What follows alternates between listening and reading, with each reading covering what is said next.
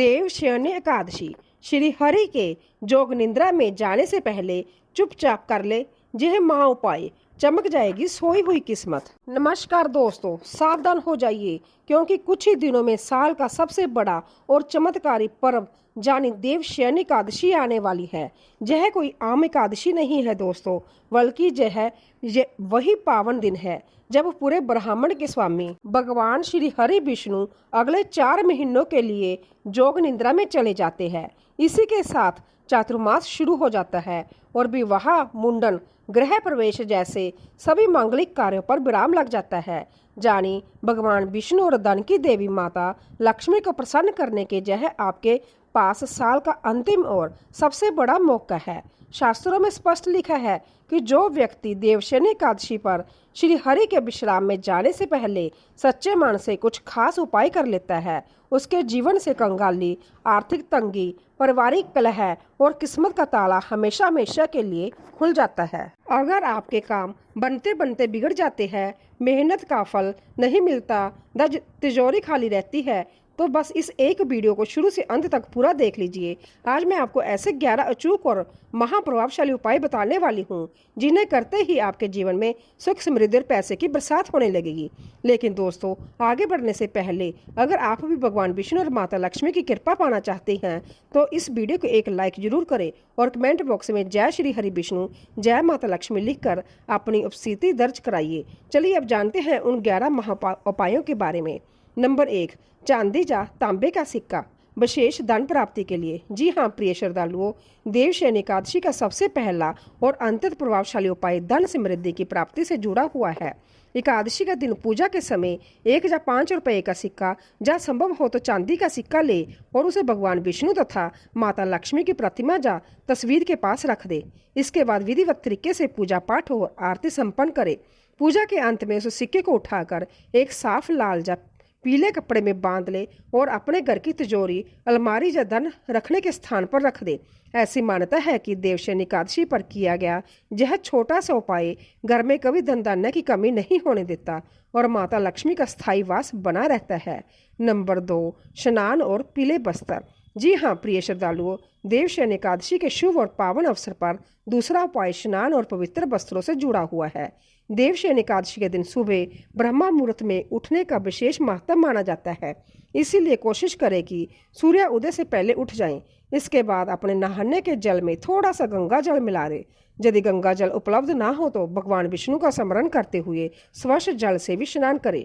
स्नान करते समय मन ही मन भगवान विष्णु से प्रार्थना करें कि आपके जीवन के सभी दुख, कष्ट, नकारात्मकता और आर्थिक परेशानियां दूर हो तथा घर में सुख, शांति और समृद्धि का वास बना रहे। स्नान के बाद साफ और विशेष रूप से पीले रंग के वस्त्र धारण करें। पीला रंग भगवान श्री हरि विष्णु को अत्यंत प्रिय माना जाता है और इसे शुभता, ज्ञान, सौभाग्य तथा सकारात्मक ऊर्जा का प्रतीक माना जाता है। इसके बाद पूरी श्रद्धा और विश्वास के साथ भगवान विष्णु तथा माता लक्ष्मी की पूजा करें और यदि संभव हो तो पूजा में पीले फूल, हल्दी और पीले चंदन का भी प्रयोग करें। ऐसा माना जाता है कि एकादशी के दिन सच्चे मन और पूर्ण श्रद्धा के साथ यह छोटा सा उपाय करने वाले साधक पर भगवान श्री हरि विष्णु और धन की देवी माता लक्ष्मी की विशेष कृपा बनी रहती है। इससे घर में सकारात्मक ऊर्जा का संचार होता है, कार्यों में आने वाली बाधाएं धीरे धीरे दूर होने लगती है, परिवार में सुख शांति बनी रहती है और जीवन में शुभ अवसरों पर साथ उन्नति के नए मार्ग खुलने लगते हैं। नंबर 3, शंख। जी हाँ प्रिय श्रद्धालुओं, देवशयनी एकादशी का तीसरा उपाय दक्षिणावर्ती शंख से जुड़ा हुआ है, जिसे बहुत ही शुभ और प्रभावशाली माना जाता है। यदि आपके घर में दक्षिणावर्ती शंख है तो इस दिन इसका प्रयोग अवश्य करें। सबसे पहले भगवान विष्णु और माता लक्ष्मी की पूजा की पूरी तैयारी कर ले। इसके बाद दक्षिणावर्ती शंख में थोड़ा सा गाय का कच्चा दूध ले और उसमें चुटकी भर केसर मिला दे। यदि केसर उपलब्ध ना हो तो केवल दूध से भी अभिषेक किया जा सकता है। अब इसे पवित्र दूध से भगवान विष्णु और माता लक्ष्मी का श्रद्धापूर्वक अभिषेक करें। अभिषेक करते समय पूरे मन से भगवान का ध्यान करें और प्रार्थना करें कि आपके जीवन की आर्थिक परेशानियां दूर हो, घर में सुख शांति बनी रहे, परिवार पर किसी प्रकार का संकट न आए और धन धान्य की कभी कमी न रहे। अभिषेक के बाद उसी दूध को किसी पवित्र पौधे की जड़ में अर्पित कर दे और पूजा के दौरान ओम नमो भगवते वासुदेवाय मंत्र का यथासंभव जाप करें। ऐसी मान्यता है कि दक्षिणावर्ती शंख धन की देवी माता लक्ष्मी को अत्यंत प्रिय होता है और इसकी उपस्थिति से घर का वातावरण सकारात्मक बना रहता है। श्रद्धा और विश्वास के साथ किया गया यह उपाय जीवन में शुभता का संचार करता है। रुके हुए कार्य को गति मिलने लगती है। व्यापार और नौकरी में आने वाली बाधाएं कम होती है तथा घर में सुख समृद्धि और बरकत का वातावरण बना रहता है। नंबर 4, हल्दी और केसर। जी हाँ प्रिय श्रद्धालुओं, देवशनी एकादशी का चौथा उपाय हल्दी और केसर से जुड़ा है, जिसे बहुत ही शुभ और मंगलकारी माना गया है।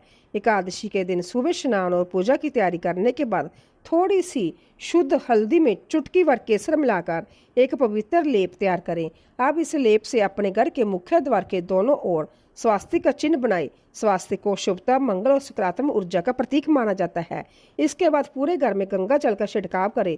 यदि गंगा जल कम हो तो उसे स्वच्छ जल में मिलाकर भी उपयोग किया जा सकता है। छिड़काव करते समय पूरी श्रद्धा भाव से ओम नमो भगवते वासुदेवाय मंत्र का लगातार जाप करें।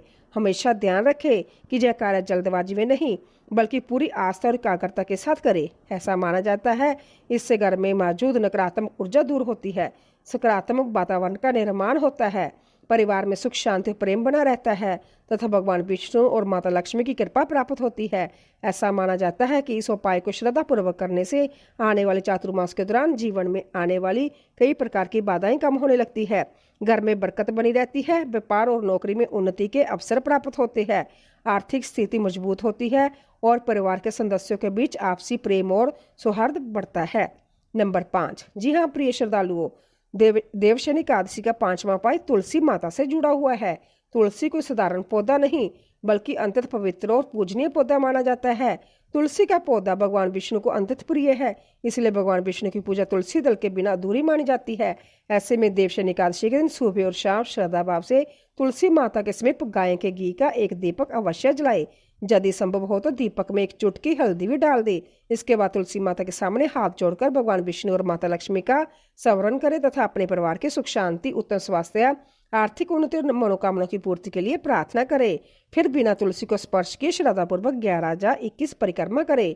पूजा के समय भगवान विष्णु को अर्पित किए जाने वाले भोग में तुलसी दल अवश्य शामिल करें, क्योंकि श्री हरि को तुलसी अत्यंत प्रिय मानी जाती है। हालांकि एकादशी के दिन तुलसी के पौधे से पत्ते नहीं तोड़ने चाहिए और ना ही तुलसी में जल अर्पित करना चाहिए। यदि तुलसी दल की आवश्यकता हो तो उसे एक दिन पहले ही तोड़कर सुरक्षित रख ले।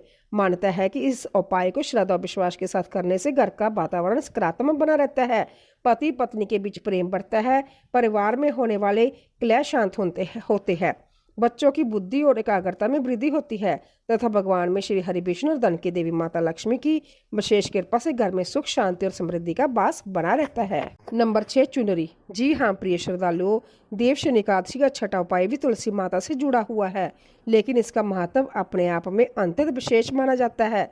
एकादशी के दिन भगवान विष्णु और माता लक्ष्मी की विधि विधान से पूजा करने के बाद तुलसी माता की भी श्रद्धा पूर्वक पूजा करें।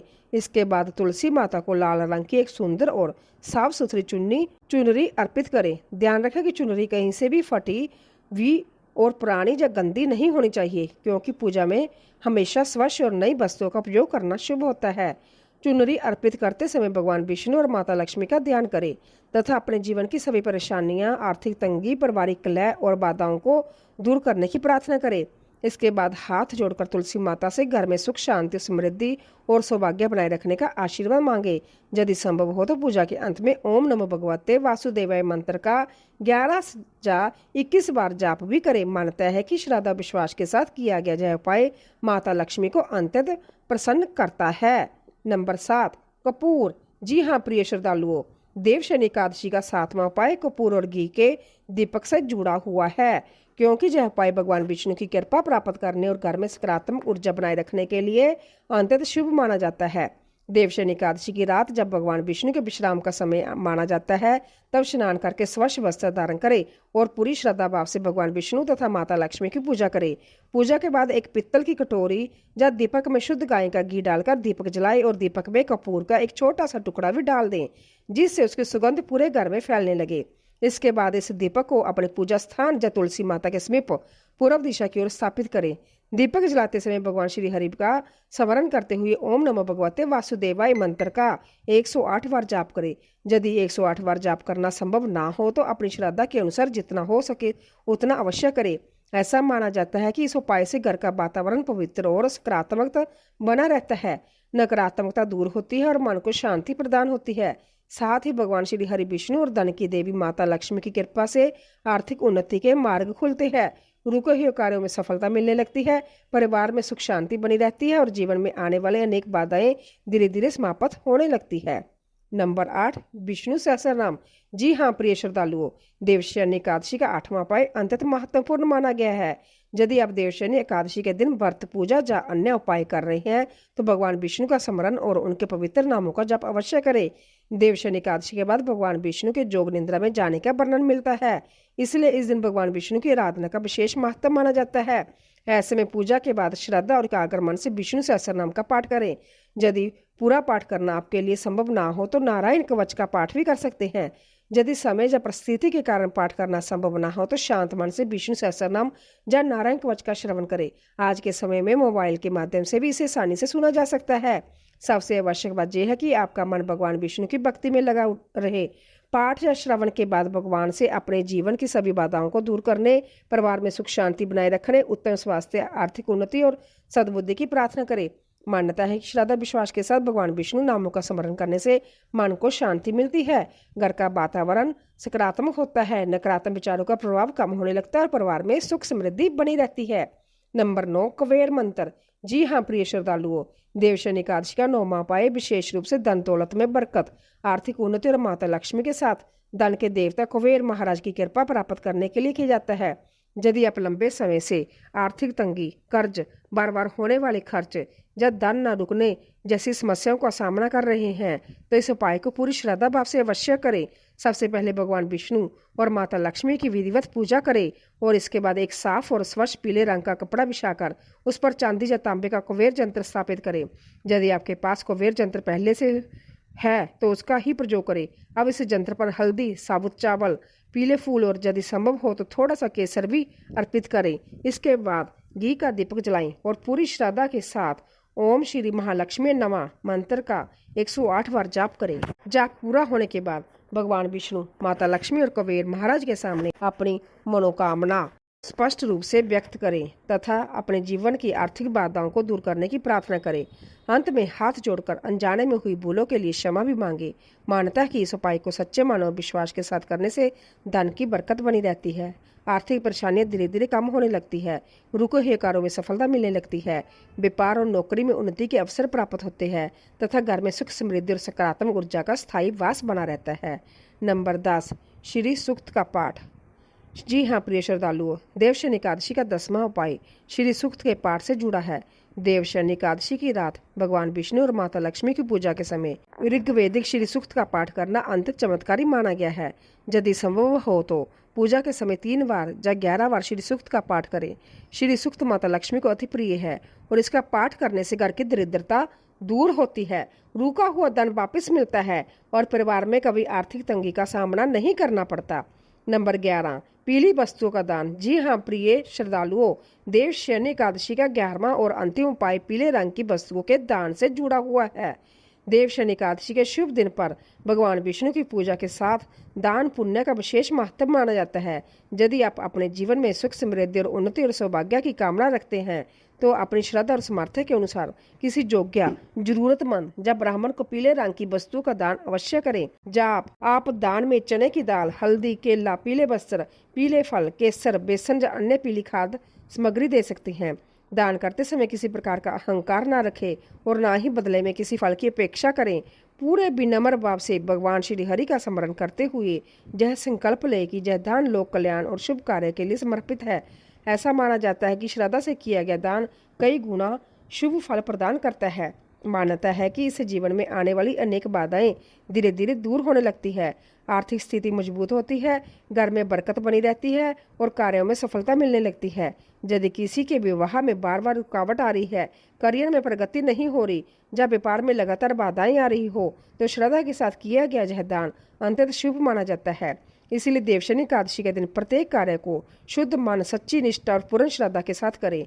ऐसा करने से भगवान विष्णु और माता लक्ष्मी की कृपा प्राप्त होती है तथा जीवन में सुख, शांति, समृद्धि और शुभ परिणामों का आगमन होने लगता है। तो दोस्तों, ये था आज के वीडियो में। दोस्तों, अगर आपको कोई बात या उसका मतलब समझ ना आ रहा हो तो आप कमेंट बॉक्स में पूछ सकते हैं। हम आपके कमेंट का रिप्लाई जरूर करेंगे। अगर वीडियो अच्छी लगी हो तो वीडियो को एक लाइक करें और हमारे चैनल को सब्सक्राइब करें। वीडियो देखने के लिए आपका धन्यवाद। अगर आप जीवन में कुछ नया सीखना चाहते हो तो हमारे चैनल को सब्सक्राइब करें और अपना प्यार व स्नेह बनाए रखें। जय श्री कृष्णा। राधे राधे।